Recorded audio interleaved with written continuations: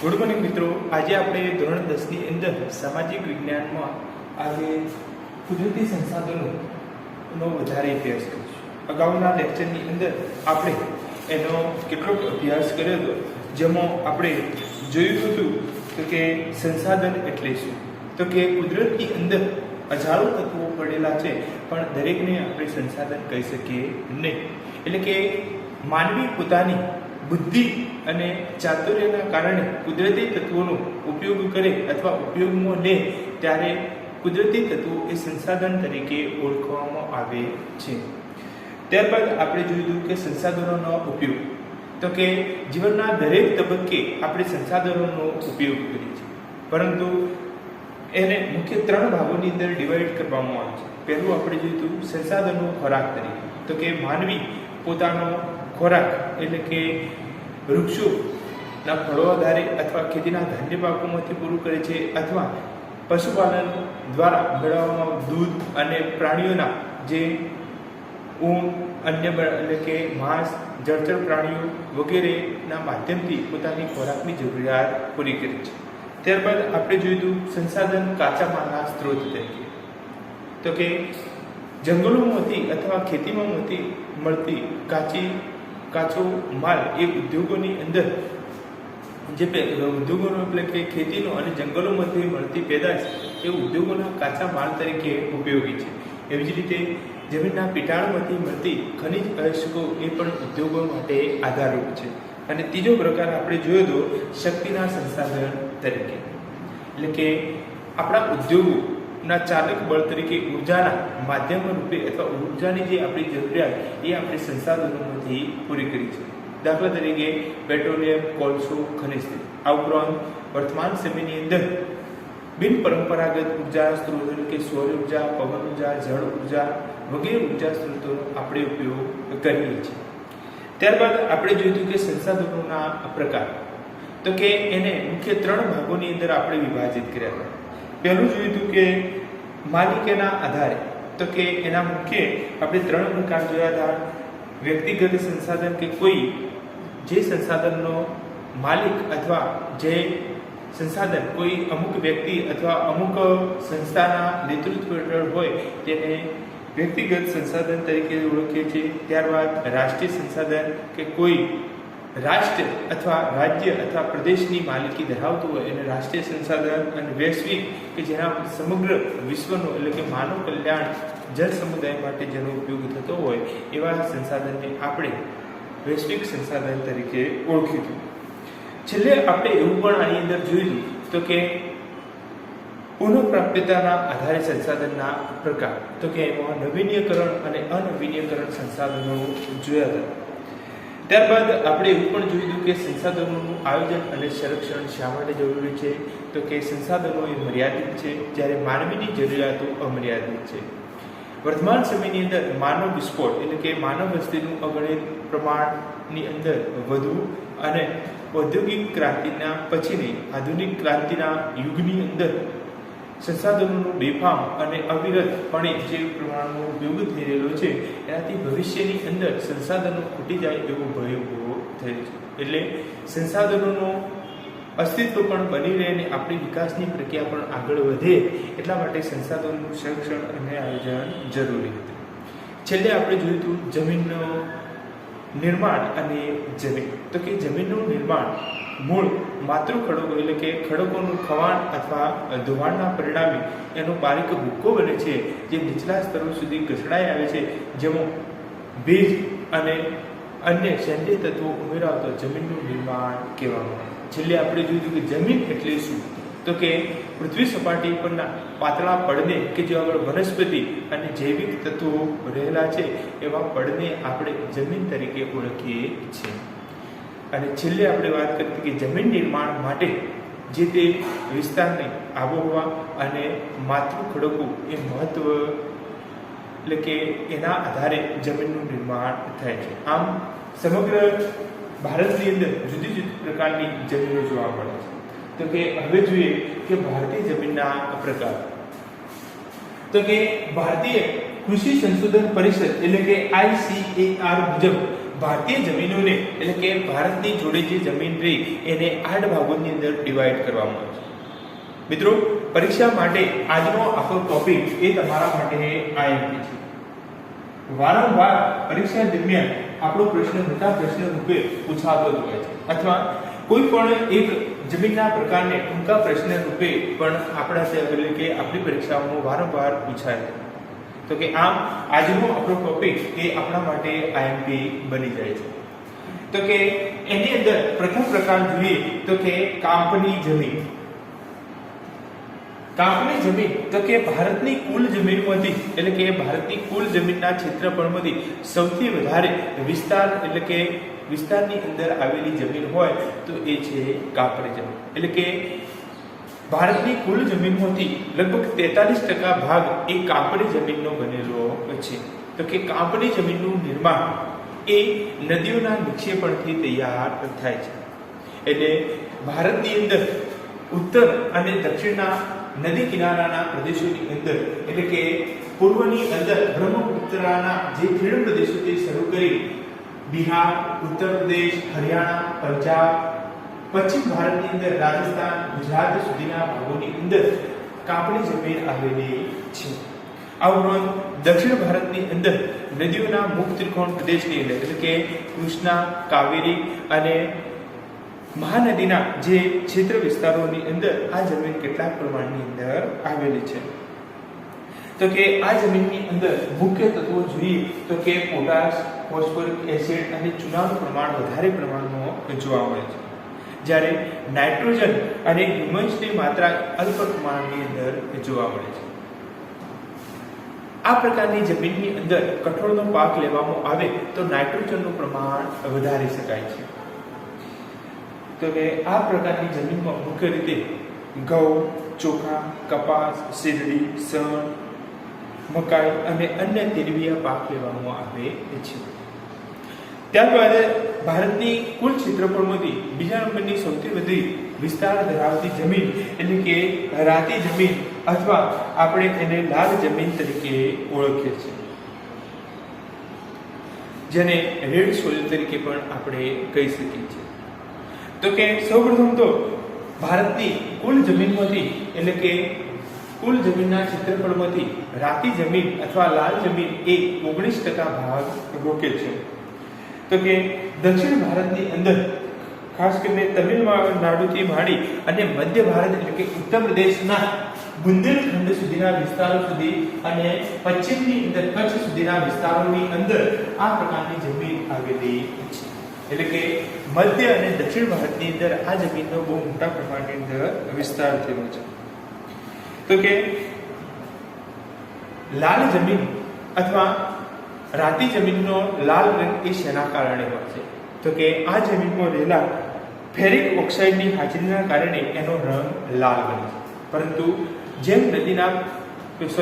જેમ માટીના નીચેના સ્તરની અંદર જઈએ એમ એનો લાલ રંગ એ પીળા રંગની અંદર ફેરવાતો જાય છે। તો કે આ જમીનની અંદર મેગ્નેશિયમ, પોટેશિયમ, નાઇટ્રોજન અને પોટાશની ઉણપ જોવા મળે છે।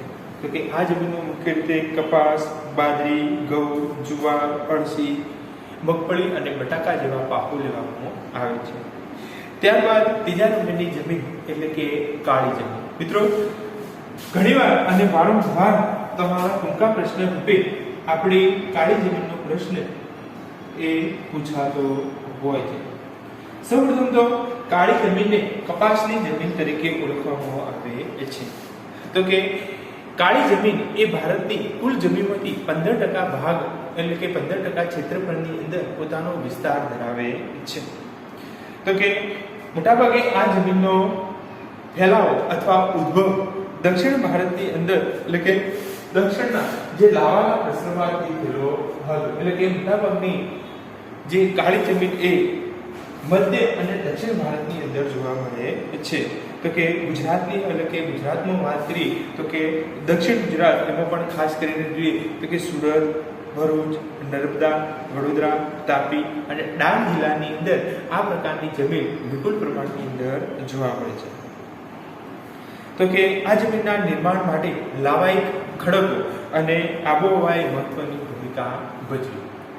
આ જમીનની અંદર લોહ, ચૂનો, કેલ્શિયમ, પોટાશ, એલ્યુમિનિયમ અને મેગ્નેશિયમ કાર્બોનેટનું પ્રમાણ સૌથી વધારે જોવા મળે છે. ઘણીવાર તમારે એ રીતે પણ પ્રશ્ન પૂછાતો હોય છે કે કાળી જમીનની વિશેષતા જણાવો. તો કે અથવા કાળી જમીનને કપાસની જમીન શા માટે તરીકે ઓળખવામાં આવે છે? તો કે કાળી જમીન એ અથવા કાળી જમીનની ફળદ્રુપતા સૌથી વધારે હોય છે. બીજું, કાળી જમીનની ભેજ સંગ્રહ એટલે કે કાળી જમીન એ લાંબો સમય સુધી ભેજને સંગ્રહી શકે છે. આ જમીન જ્યારે સુકાય ત્યારે એની અંદર ફાટ કે તિરાડો પડી જાય છે. જ્યારે એ ભેજવાળી હોય ત્યારે એ દર્દ એટલે કે નરમ બને છે. તો કે જેના કારણે એ કપાસના પાકને વધારે અનુકૂળ આવે છે. આટલા માટે કાળી જમીનને કપાસની જમીન તરીકે ઓળખવામાં આવે છે. તો કે આ પ્રકારની જમીનમાં કપાસ, અળસી, સરસવ, મગફળી, તમાકુ અને અડદ જેવા કઠોળ વર્ગના પાકો લેવામાં આવે છે. ત્યારબાદ જોઈએ લેટેરાઇટ કે પડખાવ જમીન. લેટેરાઇટ અથવા પડખાવ જમીન, તો કે એનું નામ લેટેરાઇટ શા માટે પડ્યું? તો કે મૂળ લેટિન ભાષાના શબ્દ લેટર એટલે કે ઈંટ ઉપરથી આ જમીનનો રંગ લાલ હોવાથી એટલે કે એનું નામ એ લેટેરાઇટ જમીન ઓળખ્યું.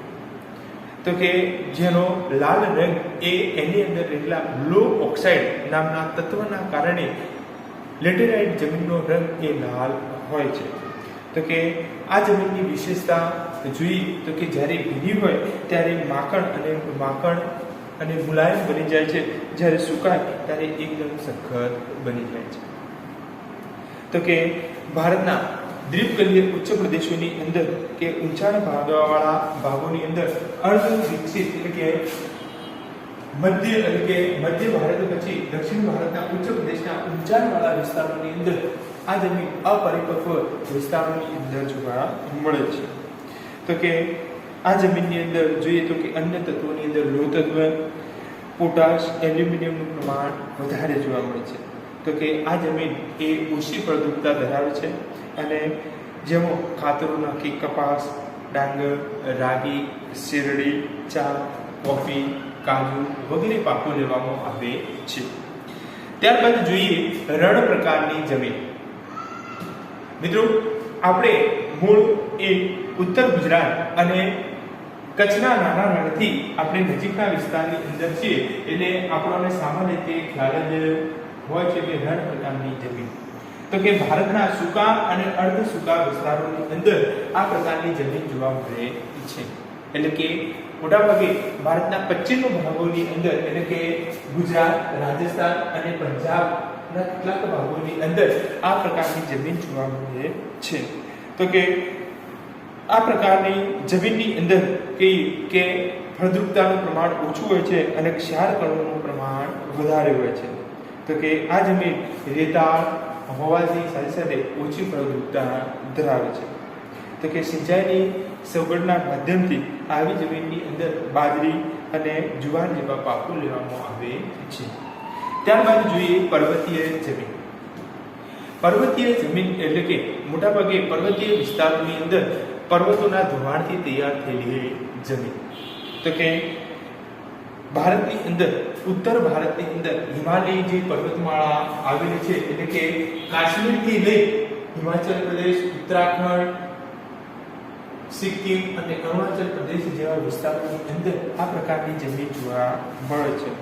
તો કે આ પ્રકારની જમીન એ લગભગ હિમાલયની ખીણો અને ઢોળાવોના લગભગ 2700 મીટર કરતા 2700 થી 3000 મીટર કરતાં વધારે ઊંચાઈવાળા વિસ્તારોની અંદર જોવા મળે છે.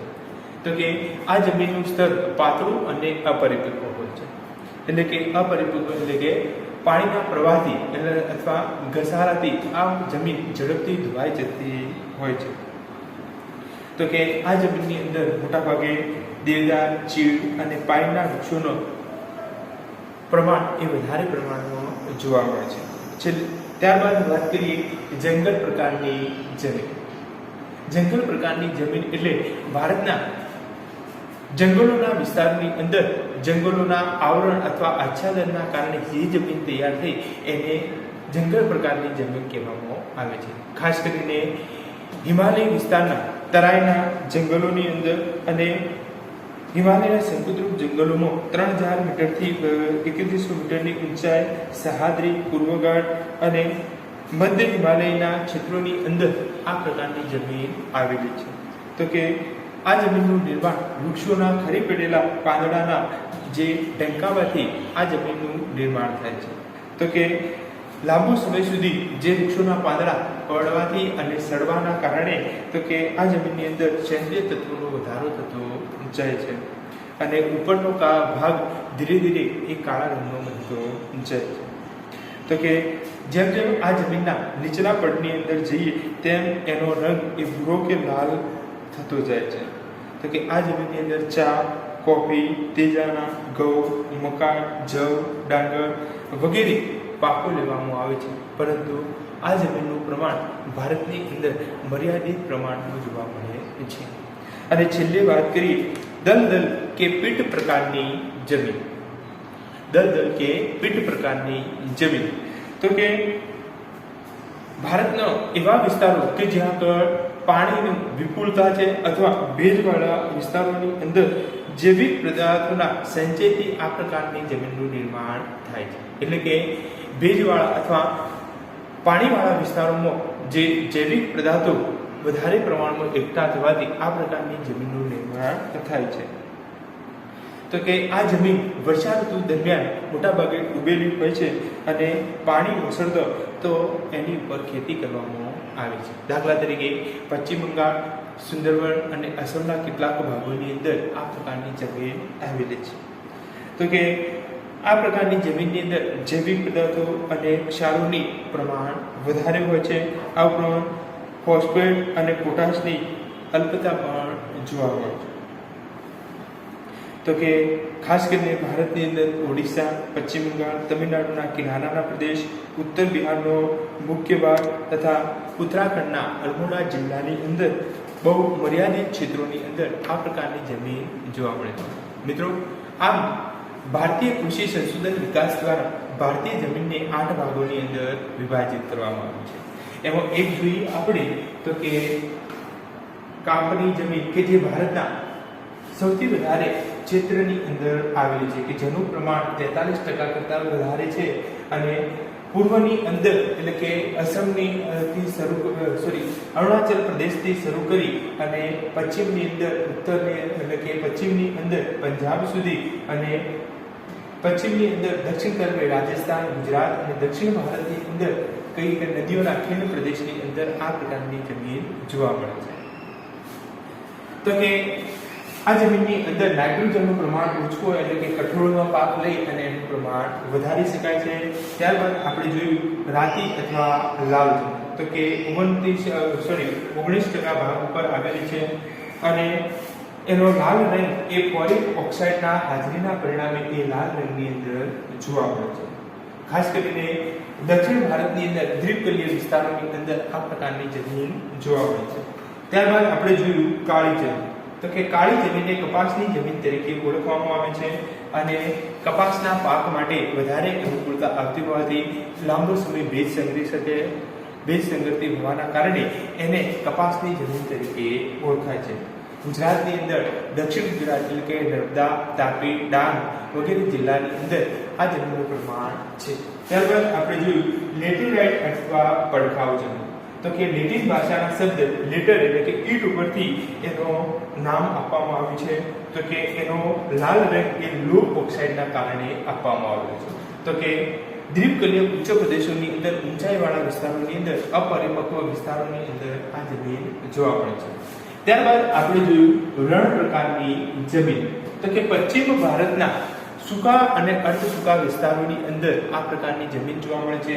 તો કે આ જમીનની વિશેષતા જોઈએ તો કે રેતાળ હોય છે, ક્ષારનું પ્રમાણ વધારે હોય છે અને ઓછી ફળદ્રુપ હોય છે. ખાસ કરીને ગુજરાત, રાજસ્થાન અને પંજાબના કેટલાક ભાગોની અંદર જોવા મળે છે.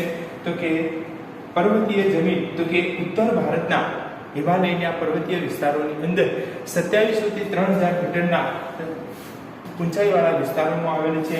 તો કે આ જમીનનું સ્તર પાતળું અને અપરિપક્વ હોય છે. ખાસ કરીને દેવદાર, ચીડ વગેરે વૃક્ષો આની અંદર વિપુલ પ્રમાણની અંદર થાય.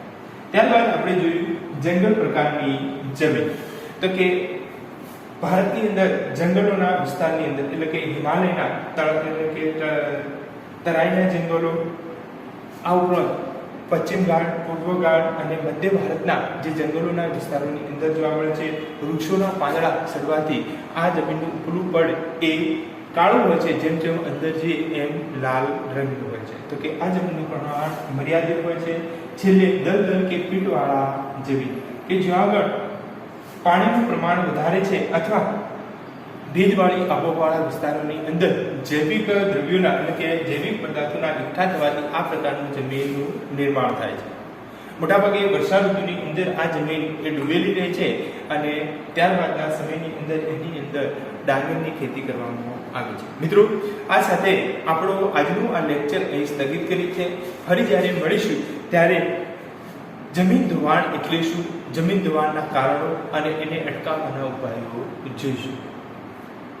છતાં પણ તમને કોઈ જગ્યાએ કોઈ પ્રશ્ન હોય તો તમે કોલ કરી અને એનું માર્ગદર્શન મેળવી શકો છો.